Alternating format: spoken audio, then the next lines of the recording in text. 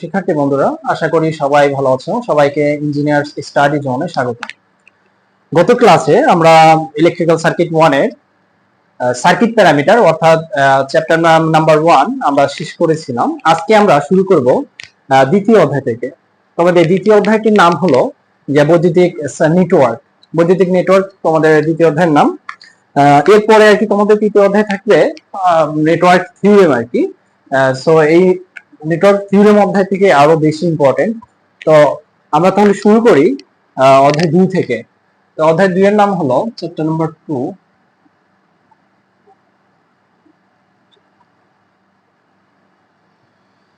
বৈদ্যুতিক নেটওয়ার্ক।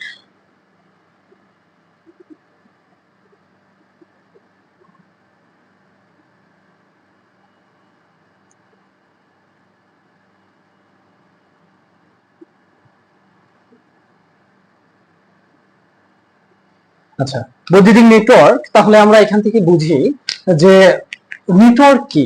হ্যাঁ, নেটওয়ার্ক কি? নেটওয়ার্ক হলো দুই বা ততোধিক বিভিন্ন প্রকার সার্কিট উপাদান পরস্পর যুক্ত হয়ে যে সার্কিট গঠিত হয় তাকেই বলে বৈদ্যুতিক নেটওয়ার্ক।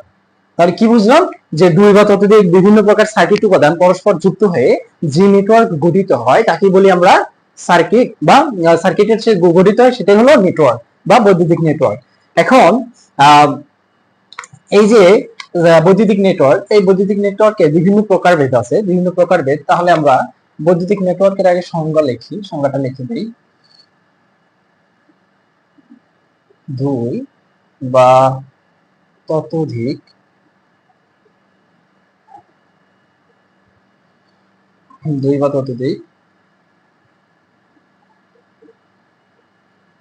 বৈদ্যুতিক উপাদান সমূহ পরস্পর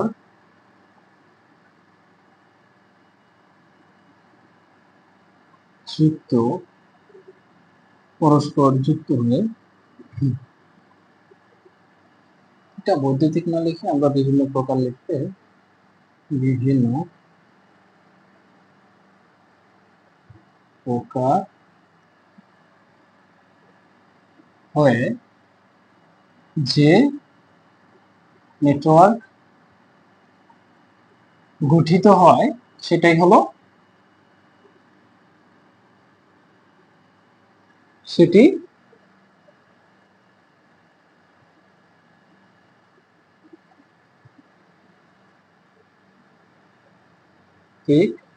নেটওয়ার্ক।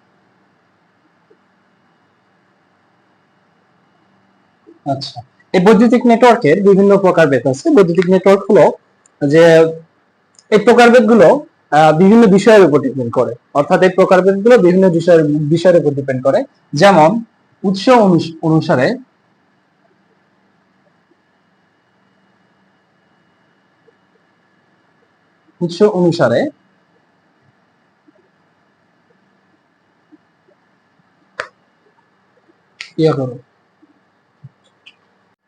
ঠিক আছে, তাহলে উৎস অনুসারে আমরা দেখবো যে বিভিন্ন প্রকারের উপর ভিত্তি করে আর কি এগুলো নেটওয়ার্ক হলো বিভিন্ন ধরনের হয়ে থাকে।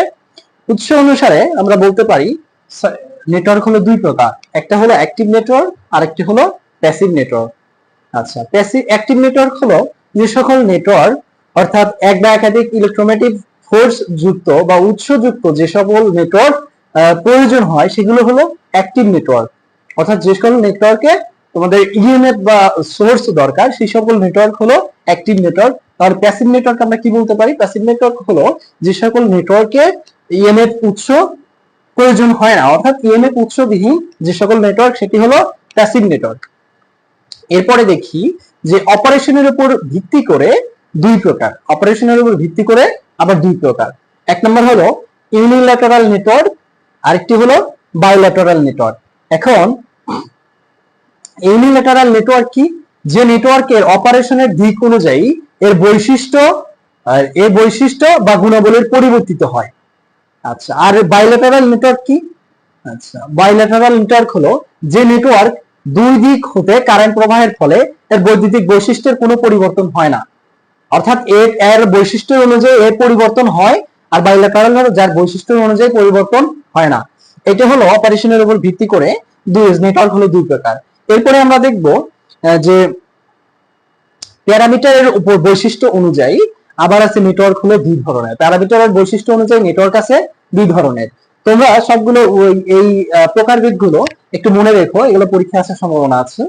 সো তোমরা একটু এগুলো ভালোভাবে মুখস্থ রেখো এবং তুলে রেখো। হ্যাঁ, প্যারামিটারের বৈশিষ্ট্য অনুযায়ী কয় প্রকার? লিনিয়ার নেটওয়ার্ক এবং নন লিনিয়ার নেটওয়ার্ক। এখন এই লিনিয়ার নেটওয়ার্ক কি? লিনিয়ার নেটওয়ার্ক হলো যে নেটওয়ার্কে যে সার্কিট উপাদানগুলো থাকবে ওই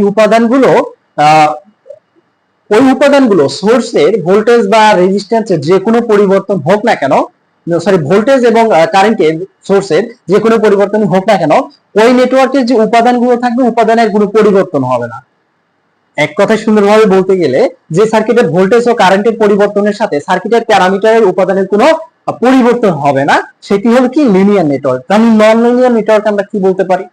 নন লিনিয়ার নেটওয়ার্ক তাহলে পরিবর্তন হবে, মানে যে সার্কিটে ভোল্টেজ এবং কারেন্টের পরিবর্তনের সাথে ওই সার্কিটের উপাদানেরও পরিবর্তন হবে, সেই সার্কিটকে আমরা কি বলবো? Non linear network.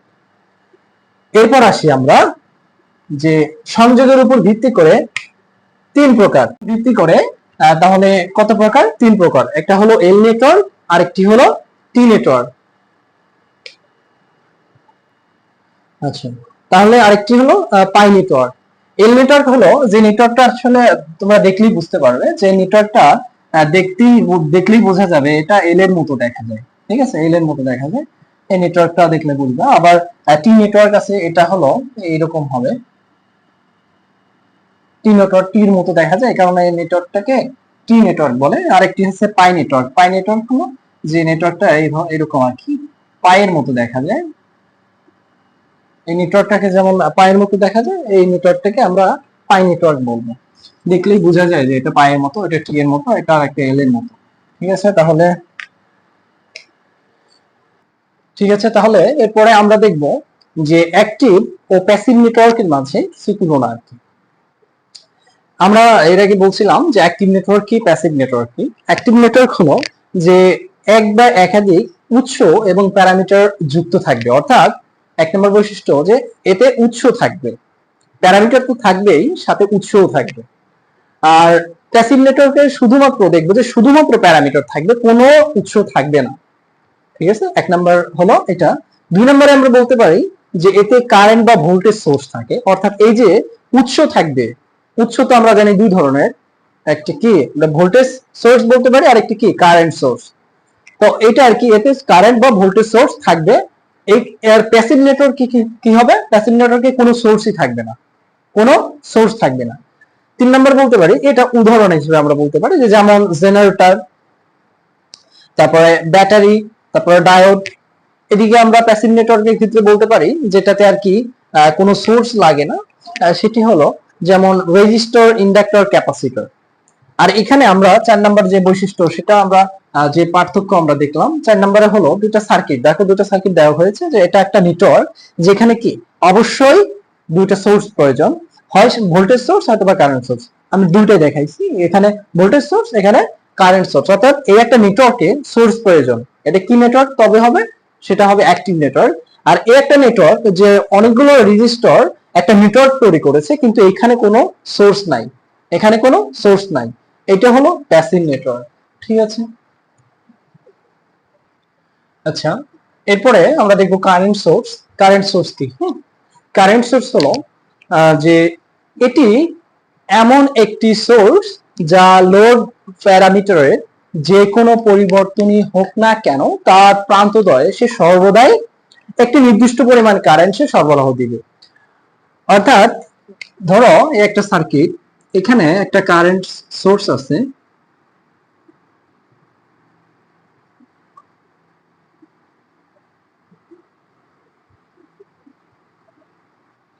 এইটা ধরো একটা সার্কিট, এখানে কারেন্ট সোর্স আছে।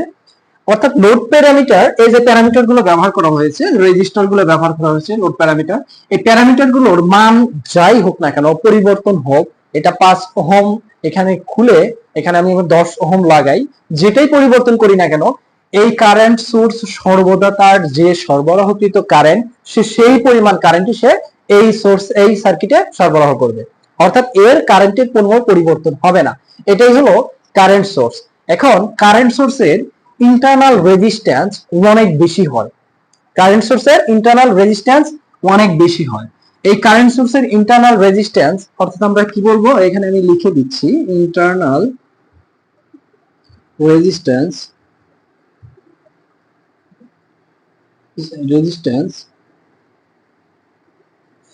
ইনফিনিটি, হ্যাঁ, ইনফিনিটি, হ্যাঁ, মানে অনেক বেশি।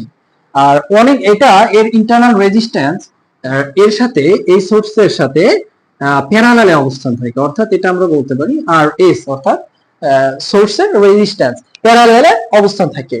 এখন এর রেজিস্ট্যান্স আমরা দেখি, এটা ধরে নিলাম লোড রেজিস্ট্যান্স আর এটা সোর্সের রেজিস্ট্যান্স। এখানে দেখা যাচ্ছে যে এই রেজিস্টরের মান যেহেতু অনেক বেশি, তো কি হবে যে কারেন্ট সোর্স থেকে যে কারেন্টটা আসবে, আসার পরে কারেন্ট যেতে চাইবে এই পথে, এই পথে। এখন এটা ধরে নিলাম আমাদের এটা লোড সাইড, এটা আমাদের লোড সাইড, আর এটা তো সোর্সের ইন্টারনাল রেজিস্ট্যান্স।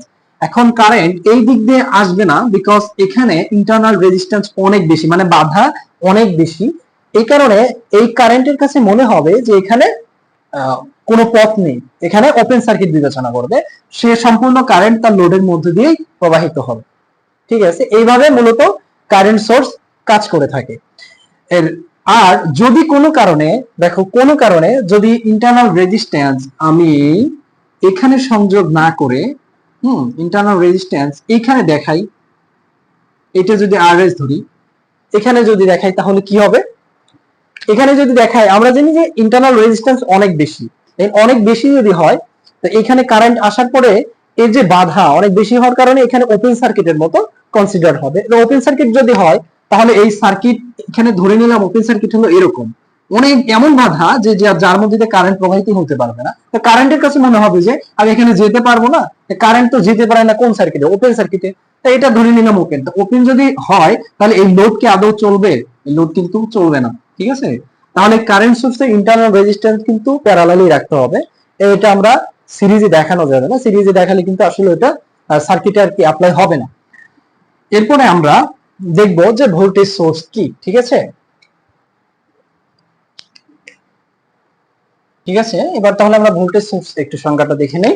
যে ভোল্টেজ সোর্স এটি এমন একটি সোর্স যা লোড প্যারামিটারে যে কোনো পরিবর্তনই হোক না কেন, লোড প্যারামিটারে যে কোনো পরিবর্তনই হোক না কেন, তার প্রান্তদ্বয়ে সর্বদা সে কি ওই একটা নির্দিষ্ট পরিমাণে ভোল্টেজ সে সরবরাহ করে থাকবে। অর্থাৎ ঠিক সেম ওই কারেন্ট সোর্সের মতোই যে ভোল্টেজ সোর্স ওইরকম যে এর প্রান্তদ্বয়ে সে সর্বদাই নির্দিষ্ট পরিমাণ ভোল্টেজ সাপ্লাই করবে। ঠিক আছে, তাহলে আমরা ওইরকম দেখি যে ভোল্টেজ সোর্সের সংযোগ কেমন হয়। ধরে নিলাম এটা একটি ধরে নিলাম এটা একটি ভোল্টেজ সোর্স। তো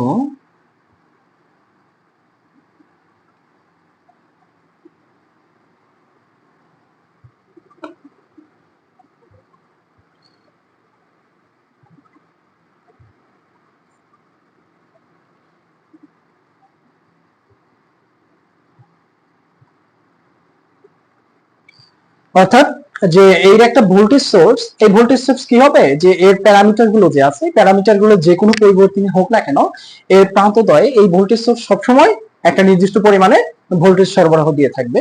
এখন ভোল্টেজ সোর্সের ইন্টারনাল রেজিস্ট্যান্স অনেক কম হয়, ইন্টারনাল রেজিস্ট্যান্স অনেক কম হয়। তাহলে আমরা একটা লিখে দিই যে ইন্টারনাল রেজিস্ট্যান্স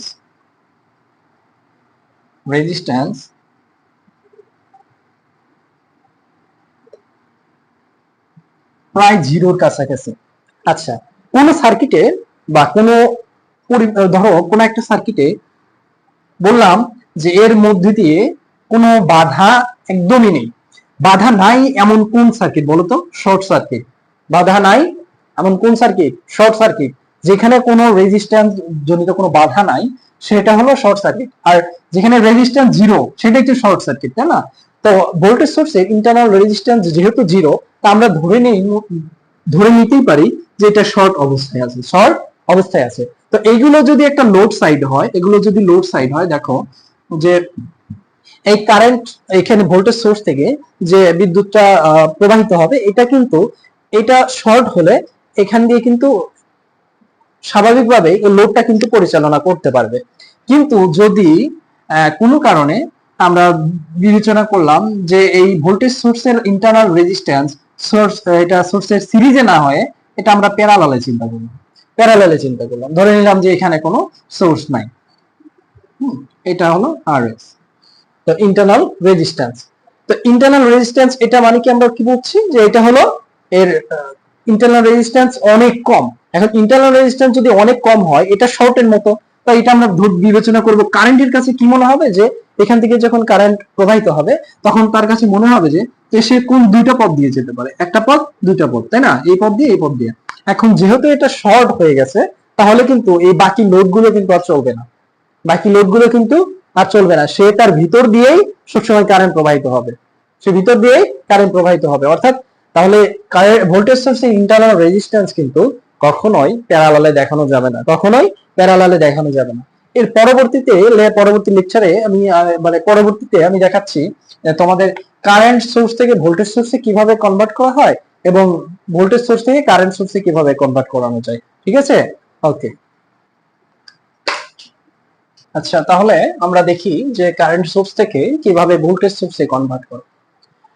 তো স্বাভাবিকভাবে আমরা আর কি আগে দেখলাম যে কারেন্ট সোর্সের ভিতরে সংযোগটা কেমন হয়।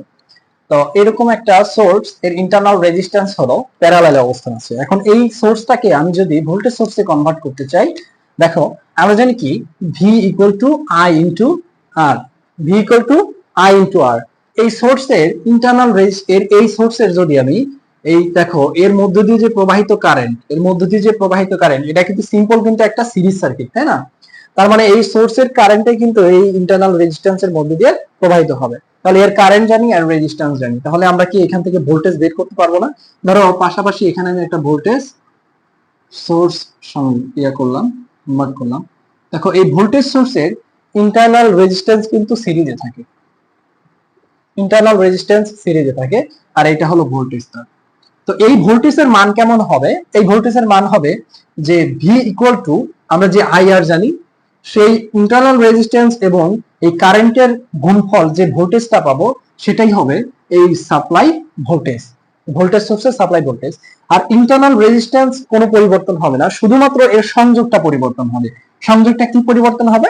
যে আগে ছিল এটা প্যারালালে, পরে ভোল্টেজ সোর্সে গিয়ে তখন সেটা আমরা দেখাবো সিরিজে। সেম ভাবে ভোল্টেজ সোর্স থেকে যদি আমরা কারেন্ট সোর্সে কনভার্ট করতে চাই, দেখো ভোল্টেজ সোর্সের ইন্টারনাল রেজিস্ট্যান্স সিরিজে আছে আমরা। আচ্ছা, এখন আমরা জানি কারেন্ট ইকুয়াল টু আমরা কি বলতে পারি, I equal to V divided R. এখন এইখানকার যে ভোল্টেজটা দেয়া থাকবে, এই ভোল্টেজটা যখন দেয়া থাকবে এটা তো একটা মান দেয়া থাকবে, এটা আমরা জাস্ট ইঞ্জিনিয়ারিং একটা ফর্মুলা থেকে আমরা বুঝেছি। এরপরে এগুলো তো তোমরা যখন সোর্স কনভার্সন করবা তখন ওইখানে তো তোমাদের মানগুলো দেয়া থাকবে। ঠিক আছে, এখানে দেখো তাহলে আই ইকুয়াল টু আমরা যখন এটা একটা কারেন্ট সোর্স অঙ্কন করি, কারেন্ট সোর্সের ইন্টারনাল রেজিস্ট্যান্স কিভাবে থাকবে? প্যারালালে যদি থাকে, এটা যদি সিএস হয়, এটা যদি আরএস হয়, তো আমরা কি করব? সিম্পল যে ভোল্টেজ সোর্সের ভোল্টেজটা দেওয়া থাকবে এবং তার ইন্টারনাল রেজিস্ট্যান্সটা দেওয়া থাকবে, সেই ইন্টারনাল রেজিস্ট্যান্স দ্বারা ভাগ দিয়ে দেব। ঠিক আছে, ভাগ দিলে যে কারেন্টটা পাবো সেই কারেন্টটা হবে এই সোর্সের, এই নতুন পাওয়া যে কারেন্ট সোর্স, এই কারেন্ট সোর্সের সেই কারেন্টের মান। এবং সোর্স রেজিস্ট্যান্স পরিবর্তন হবে না, সেম ভাবে আগের মতো, শুধুমাত্র এটা সিরিজে ছিল, ওইটা গিয়ে কি হবে? কারেন্ট সোর্সে প্যারালালে সংযোগ হবে। এটি হলো ভোল্টেজ সোর্স এবং কারেন্ট সোর্সের সংযোগ কিভাবে আর কি পরিবর্তন করতে হয় সেটাই আর কি। ওকে, ঠিক আছে। এরপরে আমরা রচনামূলক দেখব। রচনামূলক আর কি দেখব যে আমরা যে নেটওয়ার্ক গুলো দেখেছি, যে কিভাবে কোন নেটওয়ার্ক বিভিন্ন প্রকারের উপর ভিত্তি করে, বিভিন্ন সোর্সের উপর বা অন্যান্য প্রকারের উপর ভিত্তি করে যে নেটওয়ার্ক গুলো বিভক্ত দেখেছি, ওই নেটওয়ার্ক গুলো রচনামূলকে আসলে তোমরা আসলে কিভাবে লিখবে সেটা আর কি আমি পরে দেখাচ্ছি। ঠিক আছে, তাহলে আমরা তোমাদের দ্বিতীয় অধ্যায় থেকে মূলত রচনামূলকে কি রকম প্রশ্ন আসতে পারে বা কোনগুলো ইম্পর্টেন্ট সেগুলো আমি বলে দিচ্ছি এবং বুঝিয়ে দিচ্ছি। যে একটা রচনামূলকে তোমাদের যে ইম্পর্টেন্ট কোশ্চেন, যেমন বৈদ্যুতিক নেটওয়ার্কের শ্রেণীবিন্যাস চিত্র সহ বর্ণনা করো। বৈদ্যুতিক নেটওয়ার্কের শ্রেণীবিন্যাস চিত্র সহ বর্ণনা করো। তো আমরা বৈদ্যুতিক নেটওয়ার্কের শ্রেণীবিন্যাস পূর্বে দেখেছি যে কোন সোর্সের উপর কিভাবে মানে প্রকারভেদ গুলো বিভিন্নভাবে বিন্যস্ত। তো অ্যাক্টিভ নেটওয়ার্ক আমরা দেখবো যে উৎস অনুসারে নেটওয়ার্ক হলো দুই প্রকার, সেটা কি অ্যাক্টিভ নেটওয়ার্ক এবং প্যাসিভ নেটওয়ার্ক। এবং এই সম্পর্কে আমি দুইটা পার্থক্য আর কি তোমাদের আগে বুঝিয়েছি, দুইটা পার্থক্য ওইখান থেকে আশা করি তোমরা ভালোভাবে বুঝতে পেরেছো, ক্লিয়ার হয়েছে। তো অ্যাক্টিভ নেটওয়ার্কের বিষয়টা কেমন হবে, যে অ্যাক্টিভ নেটওয়ার্কের সংজ্ঞা আমি আগেও বলে দিয়েছি। অ্যাক্টিভ নেটওয়ার্ক হলো যে যে নেটওয়ার্কে এক বা একাধিক কি থাকবে, উৎস যুক্ত থাকবে, সেই নেটওয়ার্কটা হলো অ্যাক্টিভ নেটওয়ার্ক। আর যেটাতে কি থাকবে না, যেটা কোনো উৎস থাকবে না, অর্থাৎ এই যে অ্যাক্টিভ নেটওয়ার্ক হলো এগুলো যেগুলো আর কি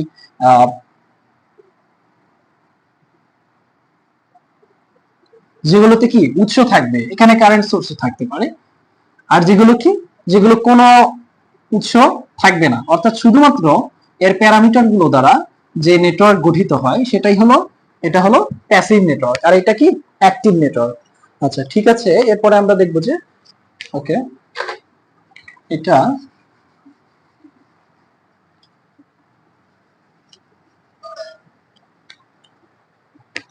তাহলে বাকিগুলো তোমরা একটু দেখে নিও, বৈদ্যুতিক নেটওয়ার্কের শ্রেণীবিন্যাস চিত্র সহ বাকিগুলো যেগুলো আছে দেখে নিও। আমরা আরেকটি বিষয়, আরেকটি শ্রেণীবিন্যাস জানি, সেটি হলো সংযোগের ধরন অনুসারে বৈদ্যুতিক নেটওয়ার্ক কত প্রকার, তিন প্রকার। একটা কি এল নেটওয়ার্ক, আরেকটা টি নেটওয়ার্ক, আরেকটি হলো পাই নেটওয়ার্ক। যদিও আমি আগে দেখিয়েছি, আমি তারপরেও একটু দেখাচ্ছি এখানে যে এল নেটওয়ার্কটা হবে হলো যে এরকম হতে পারে, অথবা